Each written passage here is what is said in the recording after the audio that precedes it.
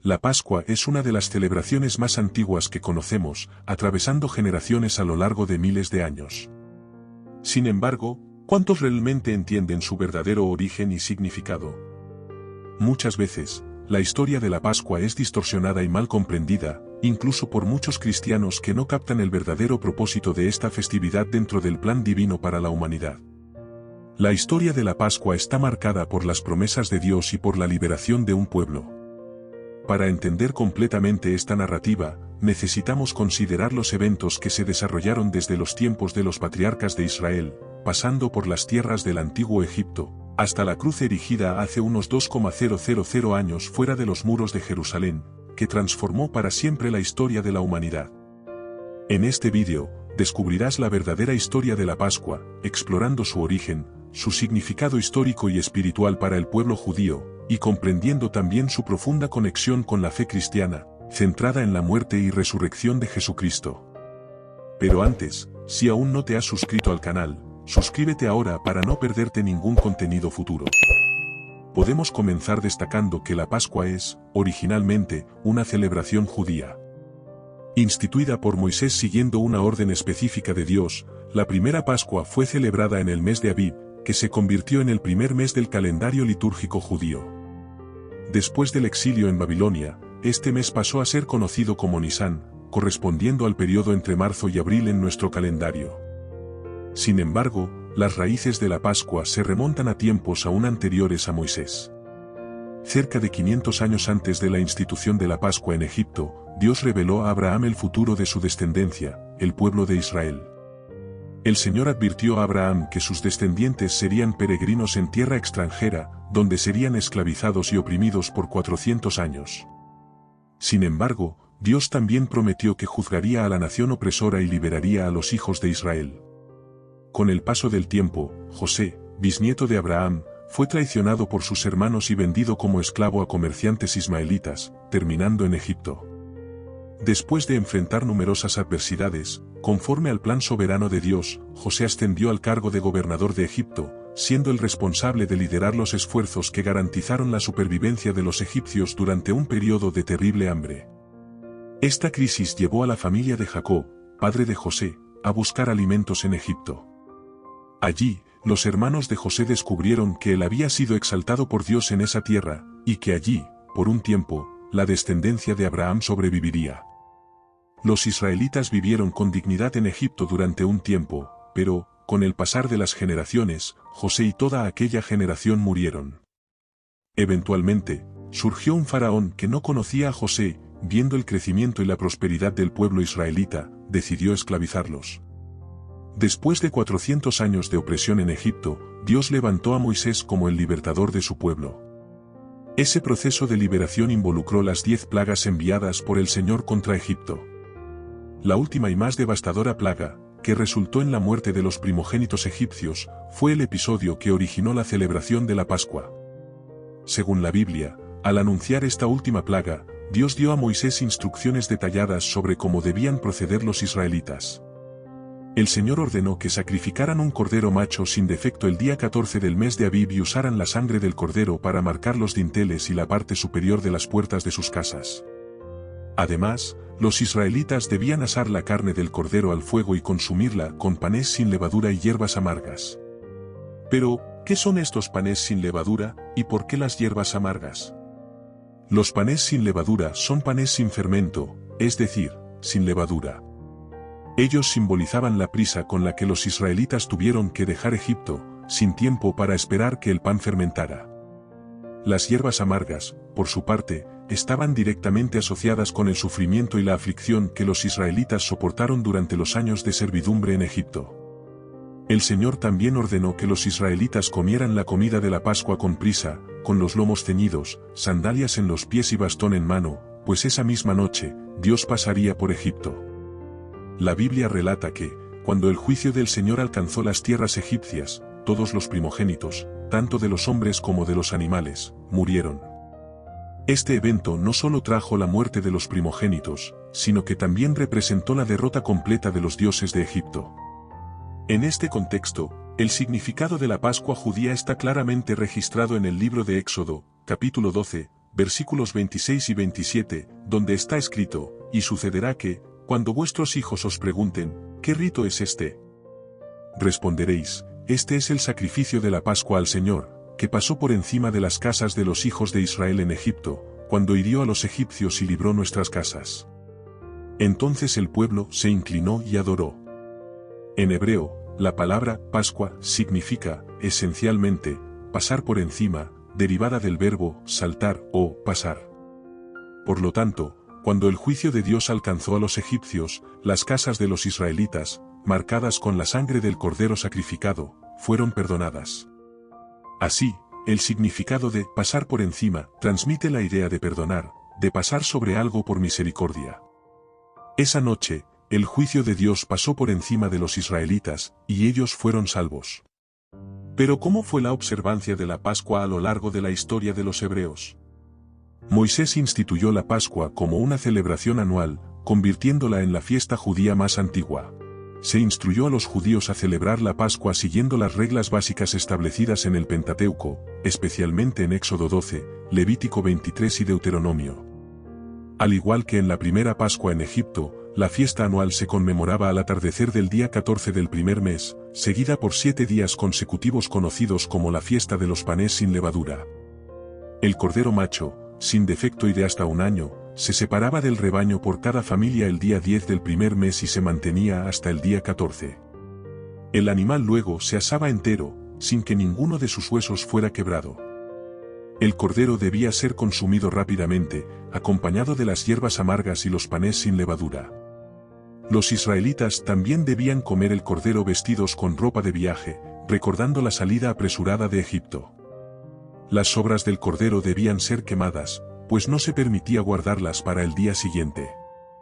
Durante la celebración de la Pascua, el jefe de la familia explicaba el significado del ritual a sus hijos. También se instituyó una segunda Pascua, 1 mes después, para beneficiar a aquellos que, por alguna razón, no pudieron participar en la primera celebración, según se describe en el capítulo 9 del libro de Números. Mientras los israelitas peregrinaban por el desierto, no celebraron la Pascua. Volvieron a celebrarla solo cuando estaban acampados en Gilgal, bajo el liderazgo de Josué. Varios otros pasajes bíblicos también hacen referencia a la celebración de la Pascua a lo largo del período del Antiguo Testamento. En el Nuevo Testamento, vemos que Jesús era llevado por sus padres a Jerusalén todos los años para la fiesta de la Pascua. En el Evangelio de Juan, por ejemplo, encontramos al menos 4 referencias a la Pascua durante el ministerio terrenal de Jesús. En esa época, el cordero se sacrificaba en el área del templo y su sangre era rociada por un sacerdote sobre el altar. La comida pascual podía ser consumida en cualquier casa de la ciudad, y era común que los judíos se reunieran en grupos, tal como lo hicieron Jesús y sus discípulos en el cenáculo, formando una especie de unidad familiar para la celebración de la Pascua. Se cree que entre 60,000 y 180,000 judíos asistían a Jerusalén para la Pascua, la mayoría de ellos eran judíos de la diáspora que venían de diversas partes del Imperio Romano. Aunque los gentiles no podían participar en la Pascua, los prosélitos que aceptaban y cumplían las condiciones exigidas por la ley mosaica eran admitidos en la celebración. Muchos estudiosos sugieren que, en los días del Nuevo Testamento, alrededor de 250,000 corderos eran sacrificados durante la celebración de la Pascua judía. Obviamente, esta tarea requería la participación de cientos de sacerdotes, ya que todos los corderos debían ser sacrificados antes del crepúsculo del día 14 de Nisán. La cantidad de sangre generada por estos miles de sacrificios era inmensa, a tal punto que los historiadores relatan que, en ciertos días, las aguas del arroyo cercano al templo de Jerusalén se teñían de rojo, un recordatorio vívido del precio del pecado. Después de la caída de Jerusalén y la destrucción del templo en el año 70 después de Cristo, la Pascua judía se convirtió en una celebración más íntima y familiar, similar a lo que fue durante el Éxodo, ya que el ritual completo, realizado en el templo, ya no era posible. Sin embargo, la verdad es que toda esa sangre derramada de los corderos sacrificados en la Pascua judía señalaba a la única sangre capaz de expiar verdaderamente el pecado, la sangre de Jesucristo. Los corderos inmolados en la Pascua servían como símbolo del sacrificio perfecto que Dios proveería para resolver el problema del pecado de la humanidad. Aquí llegamos al verdadero significado de la Pascua para los cristianos. El profeta Isaías, en el capítulo 53, versículo 7, profetizó sobre el Mesías, afirmando que él sería llevado al matadero como un cordero. Juan el Bautista, al ver a Jesús, lo presentó como el Cordero de Dios que quita el pecado del mundo. Jesús fue traicionado, arrestado y crucificado durante la fiesta de la Pascua en Jerusalén. Y, al igual que el Cordero Pascual sin defecto, en el sacrificio de Cristo ninguno de sus huesos fue quebrado, cumpliendo así la profecía registrada por el salmista en el Salmo 34, versículo 20. Todo esto ocurrió muy probablemente un viernes, aunque algunos defienden la posibilidad de que haya sido un miércoles o jueves. Aquí consideraremos el viernes como la posición más tradicional dentro del cristianismo histórico. Así, el jueves por la noche, Jesús y sus discípulos comieron el Cordero Pascual en Jerusalén. Sin embargo, lo que no todos los lectores de la Biblia perciben es que esa fue la última cena pascual, es decir, la última vez que la instrucción dada en Egipto debía ser observada. A partir de ese momento, nadie más necesitaría sacrificar un cordero, asarlo y comerlo con hierbas amargas y panes sin levadura, pues el Cordero de Dios sería sacrificado de una vez por todas en un sacrificio perfecto y definitivo, sin necesidad de ningún complemento. El propio Hijo de Dios fue entregado como rescate en favor de los redimidos, apaciguando la santa ira de Dios que exige el castigo por el pecado. En lugar de la carne de cordero asada, las hierbas amargas y los panes sin levadura, nuestro Señor instituyó el pan y el vino en memoria de Él, hasta el día de su regreso. Así, al comer el pan, recordamos su cuerpo quebrantado, y al tomar la copa, recordamos su sangre derramada. De esta manera, la última Pascua dio lugar a la primera cena del Señor. Es interesante notar que la Pascua señalaba hacia el futuro, siendo un símbolo de lo que habría de venir, el anuncio de una promesa por cumplir. Ya la cena del Señor señala hacia el pasado, como símbolo de la promesa que ya se cumplió, mientras que también sirve como esperanza para la consumación de todas las cosas en el día del regreso de Cristo. La última cena fue compartida por Jesús con sus 12 discípulos, y la próxima la prometió compartir con todos nosotros en la gloria celestial. Ante esto, surge la pregunta, ¿deben o no los cristianos celebrar la Pascua? Es importante entender, como ya se ha explicado, que la Pascua era una fiesta judía, un símbolo que apuntaba al sacrificio del Hijo de Dios. Cuando el Verbo se hizo carne y habitó entre nosotros, cumplió definitivamente el significado que la Pascua prefiguraba.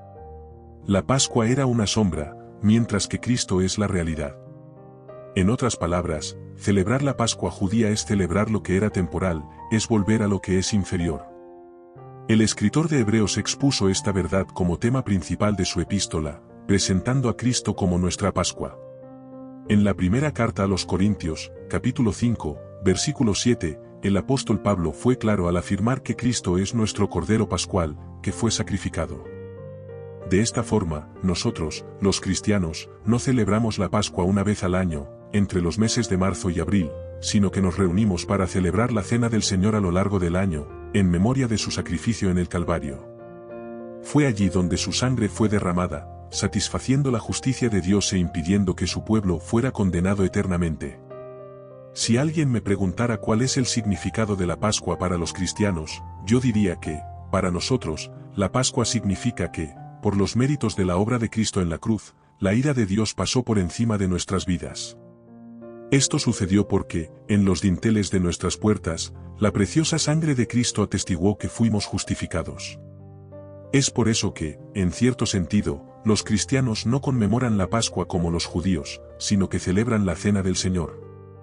Otra pregunta común es sobre el origen de la tradición que involucra conejos, huevos y chocolates. La verdad es que estos elementos fueron incorporados posteriormente a la Pascua. Frecuentemente, las personas defienden el uso de estos elementos alegando que el huevo simboliza la nueva vida y el conejo la fertilidad. En cuanto al chocolate, tal vez la explicación más simple sea que, asociado a los otros dos elementos, es bueno para el comercio. Aunque estos elementos, como conejos, huevos y chocolates, se han vuelto comunes en las celebraciones modernas, no tienen ninguna conexión con la Pascua judía o con la Cena del Señor. Desafortunadamente, en muchas iglesias, estas tradiciones populares se incorporan incluso en cultos especiales de Pascua, lo cual, particularmente, no considero adecuado. Por otro lado, hay cristianos que, en un intento de evitar estas tradiciones populares, cometen otro error: adherirse a las prácticas de la Pascua judía. En algunas iglesias, en esta época, es común el consumo de cordero asado, panes sin levadura y algún tipo de hierba amarga. Esto también es un error. En ambos casos, lo que observamos es la mezcla de creencias, el pragmatismo y el sincretismo religioso, que desafortunadamente atraen cada vez a más personas. Aunque la Pascua judía no sea una fecha sagrada para nosotros, los cristianos, debemos actuar con sabiduría y prudencia. Esta es una oportunidad para reunir a la familia y compartir el verdadero significado de la Pascua, desde su origen, señalando a Cristo como el Cordero de Dios, hasta su consumación en el Calvario, donde nuestras cadenas fueron rotas.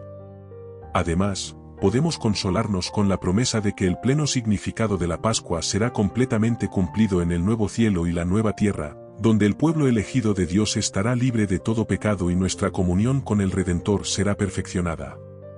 Ahora, me gustaría saber, ¿conocías la verdadera historia de la Pascua? Deja tu comentario abajo y comparte este vídeo con alguien que pueda estar interesado en entender el verdadero significado de esta celebración.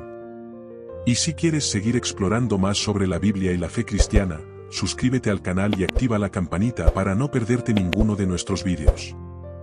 Juntos, profundizaremos nuestro conocimiento y fortaleceremos nuestra caminata espiritual. Hasta la próxima.